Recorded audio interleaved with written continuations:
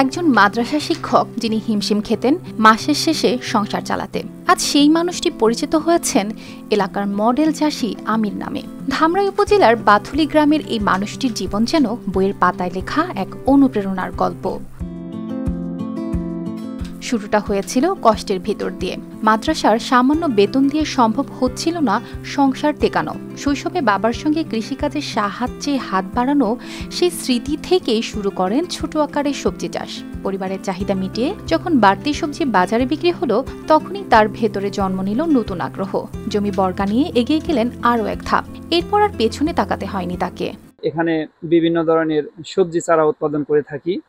এখান থেকে আমি নিজেও চারা জমিতে রোপণ করি, সেই সাথে এলাকার বিভিন্ন মানুষ আমার কাছ থেকে ভালো মানের চারা, শতভাগ সুস্থ চারা, শিকড়যুক্ত।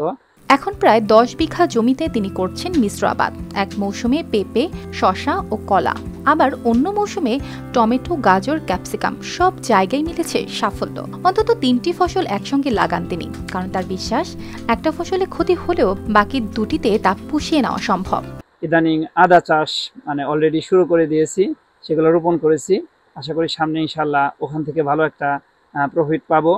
সব মিলিয়ে যাই হোক, আলহামদুলিল্লাহ অনেক ভালো আছি। চাষাবাদের পাশাপাশি তিনি গড়ে তুলেছেন পলি নেট হাউস। সেখান থেকে তৈরি করেন চারা। বিশেষ করে বন্যার পর এই চারাগুলো অনলাইনে বিক্রি হয় ঢাকা সহ দেশের বিভিন্ন জেলায়। ওয়ালটন এখন দেশের সীমানা পেরিয়ে পৌঁছে গিয়েছে 50টিরও বেশি দেশে। ওয়ালটন, ঘরে ঘরে, বিশ্বজুড়ে। হাফেজ কৃষক আমির বর্তমানে কৃষিকাজ করেছে, সফলতা অর্জন করেছে এবং বিভিন্ন ফসলের আবাদ করতেছে এবং সফল হচ্ছে।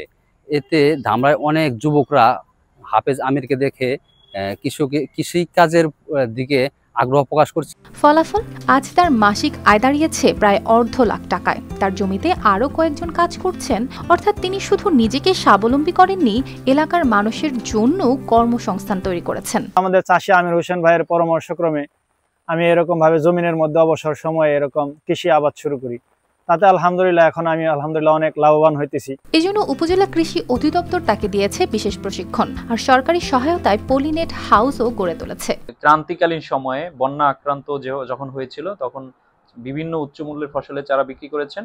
এবছর তাকে পলি নেট হাউস করে দেওয়ার কারণে তিনি অনেকগুলো ফসলের উচ্চমূল্যের যে চারাগুলো রয়েছে, সেগুলো ইতিমধ্যে বন্যার পূর্ব প্রস্তুতিমূলক হিসাবে এই চারাগুলো উনি সিডলিং ট্রেতে ফেলেছেন। একজন মাদ্রাসা শিক্ষক থেকে সফল কৃষক চাষী আমিরের এই পথ চলা প্রমাণ করে, সুযোগ আর সাহস থাকলেই সম্ভব জীবনের মোড় ঘোরানো।